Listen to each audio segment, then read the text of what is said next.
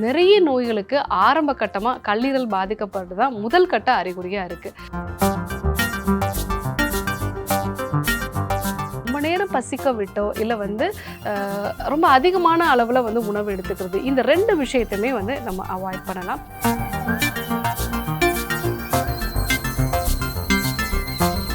Night 10 மணிலேருந்து 2 மணி வரைக்கும் இருக்கக்கூடிய இந்த இரவு தூக்கம் தான் உங்கள் கல்லீரலுக்கான ஒரு நேரம்.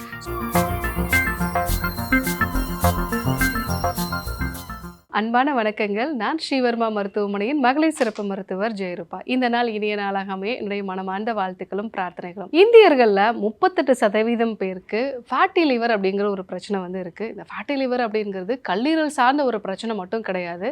இதனால் உங்களுக்கு ஹார்மோன் சம்பந்தமான பிரச்சனைகள் வரலாம், சர்க்கரை வியாதி மாதிரியான பிரச்சனைகள் வரலாம். நிறைய நோய்களுக்கு ஆரம்ப கட்டமாக கல்லீரல் பாதிக்கப்படுறது தான் முதல் கட்ட அறிகுறியாக இருக்குது. ஸோ இந்த ஃபேட்டி லிவர் சம்பந்தமான பிரச்சனையை எப்படி சரி பண்ணுறது, இதற்கான ஒரு 8 வழிமுறைகளை தான் நம்ம இன்னைக்கு பார்க்க போகிறோம். ஸோ ஃபேட்டி லிவர் அப்படிங்கிறது நம்மளுடைய கல்லீரலில் இயல்பாக கொழுப்பு இருக்கும். ஒரு 5% மேலே கொழுப்பு தேங்க ஆரம்பிக்குது அப்படின்னா அதை தான் ஃபேட்டி லிவர் அப்படின்னு சொல்லுவோம். இது நாளடைவில் கல்லீரல் செல்களே பாதிச்சு லிவர் சிரோசிஸ் அப்படிங்கிற ஒரு கண்டிஷன் வரைக்கும், அதாவது லிவர் செயலிழக்கக்கூடிய ஒரு தன்மைக்கு கொண்டு வந்துடும். ஸோ இதை நம்ம அவாய்ட் பண்ணணும் அப்படின்னா என்னென்ன விஷயங்களெல்லாம் ஃபாலோ பண்ணலாம். முதல்ல நம்மளுடைய டைஜஷனை நம்ம கரெக்டாக மெயின்டைன் பண்ணணும். நிறைய பேருக்கு செரிமான கோளாறுகள் தான் கல்லீரல் சார்ந்த பிரச்சனைகளாக வருது.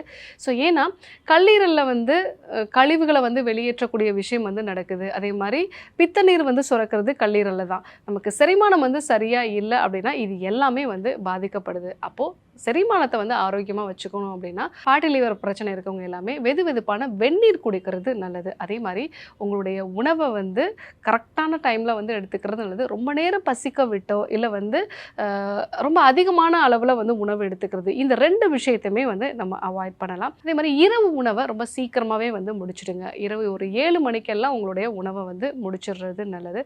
ஸோ நீங்கள் சாப்பிடக்கூடிய உணவை பெரும்பாலும் வெதுவெதுப்பான ஒரு ஹீட்டில் இருக்கிற மாதிரி, ஒரு வார்மாக இருக்கிற மாதிரி அன்னைக்கு சமைச்ச உணவுகளை நீங்கள் சாப்பிட்றீங்க அப்படின்னா கண்டிப்பாக உங்களுடைய செரிமானம் நல்லாயிருக்கும். ஸோ பெரும்பாலும் பாக்கெட்டில் அடைக்கப்பட்ட உணவுகளை அவாய்ட் பண்ணிட்டு ரீசெண்டாக குக் பண்ண, வீட்டில் குக் பண்ண அந்த உணவுகளை சாப்பிட்றது நல்லது.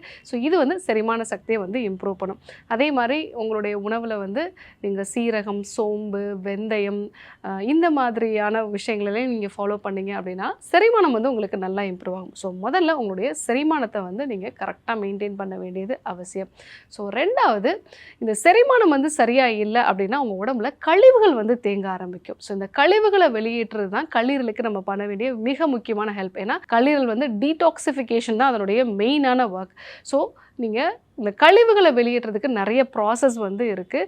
ஸோ அந்த ப்ராசஸில் நம்ம நெய் மருந்து சேர்ந்து இந்த டீடாக்சிஃபிகேஷன் மெத்தடை ஃபாலோ பண்ணலாம். அதே மாதிரி ஃபாஸ்டிங் மெத்தட்ஸையும் நம்ம ஃபாலோ பண்ண வேண்டியது அவசியம். வாரத்தில் ஒரு நாள் நம்ம ஃபாஸ்டிங் இருக்கிறது, இல்லை ஒரு வேளை ஃபாஸ்டிங் இருக்கிறது.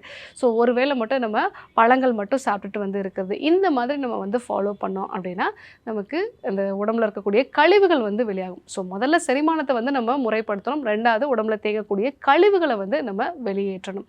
மூணாவது, நம்ம உடம்புல அதிகப்படியான பித்தம் இருக்கும், அந்த பித்தத்தையும் நம்ம குறைக்கணும். ஸோ ஃபேட்டி லிவர் இருக்கக்கூடிய நிறைய பேருக்கு பார்த்தீங்க அப்படின்னா பித்தம் சார்ந்த பிரச்சனைகளும் அவங்களுக்கு இருக்கும்.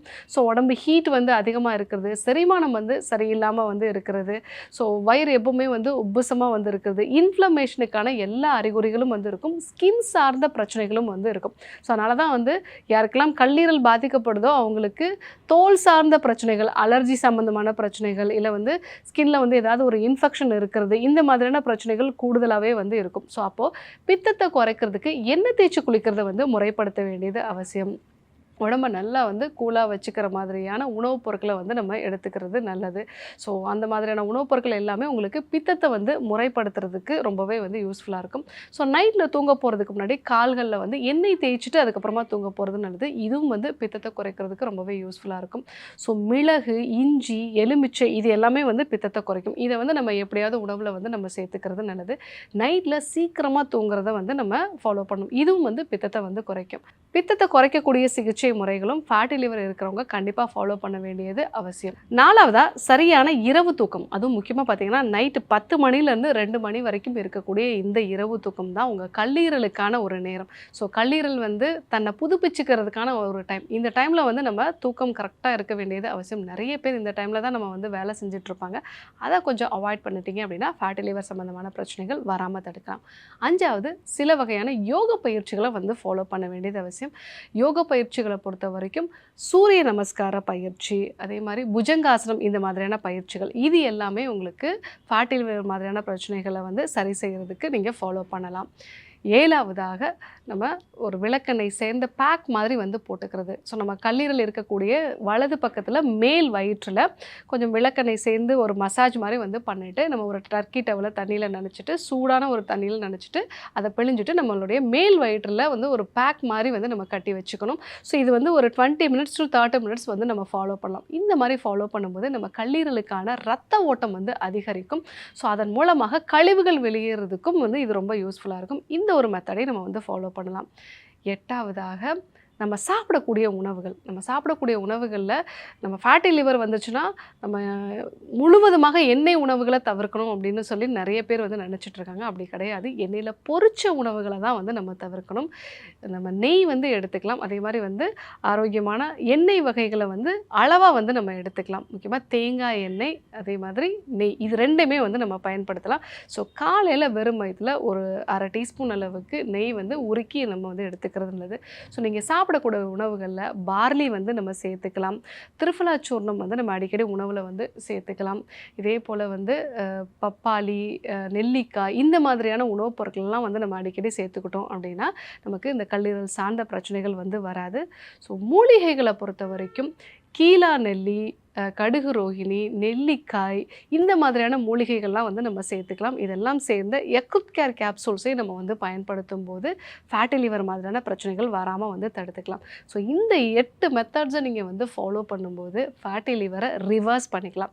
ஸோ ஃபேட்டி லிவர் அப்படிங்கிறது வந்து ஒரு டைம் வந்துருச்சு அப்படின்னா அதுக்கப்புறமா நமக்கு மாறவே மாறாது அப்படிங்கிறது இல்லை. முறையான சிகிச்சை முறைகள், உணவு முறை மாற்றங்கள், வாழ்வியல் முறை மாற்றங்களை கரெக்டாக ஃபாலோ பண்ணோம் அப்படின்னா கல்லீரல் சார்ந்த பிரச்சனைகளை வந்து நம்ம நிரந்தரமாக சரி செஞ்சுக்கலாம். ஸோ ஃபேட்டி லிவரை சரி பண்ணுறதுக்கு இந்த 8 மெத்தட்ஸை ஃபாலோ பண்ணி பாருங்கள்.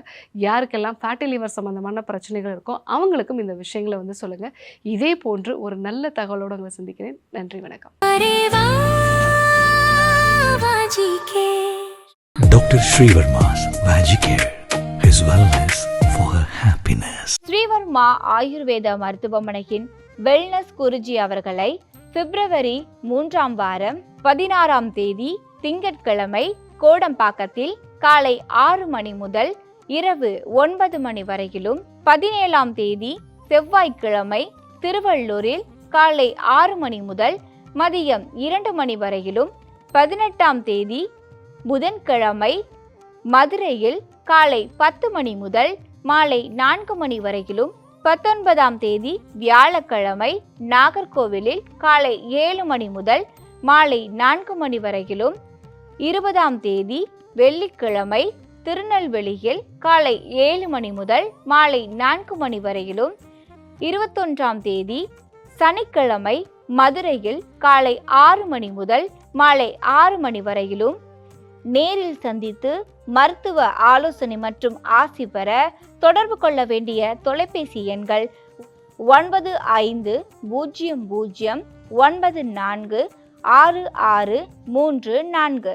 முதுகு வலியா, மூட்டு வலியா, கை கால் நீட்ட மடக்க இயலாமையா, அறுவை சிகிச்சை இல்லா குணம், ஆயுட்கால நிவாரணம். டாக்டர் ஸ்ரீவர்மா PCR, மகாராஜா தைலம் அனைத்து மருந்து கடைகளிலும் கிடைக்கும். ஆச்சாரியா டாக்டர் ஸ்ரீவர்மா அவர்களும் வெல்னஸ் குருஜி அவர்களிடமும் நேரடியாக பயிற்சியும் ஆசியும் பெற்ற doctor Hemala Tiruvallur, doctor Anis Fathima Ambattur, doctor Anitha Kodambakkam, doctor Jayaruba Manapakkam, doctor Radha Velachery, doctor Jayakanthan Pondicherry, doctor Hasini Tiruvannamalai, doctor Saraswathi Salem, doctor Suryabharathi Trichy, doctor Abirami Thanjavur, doctor Abina Movisha Madurai, doctor Jabaseen Nagercoil, doctor Malathi Coimbatore, doctor Sonali Hosur, doctor Guna Apsara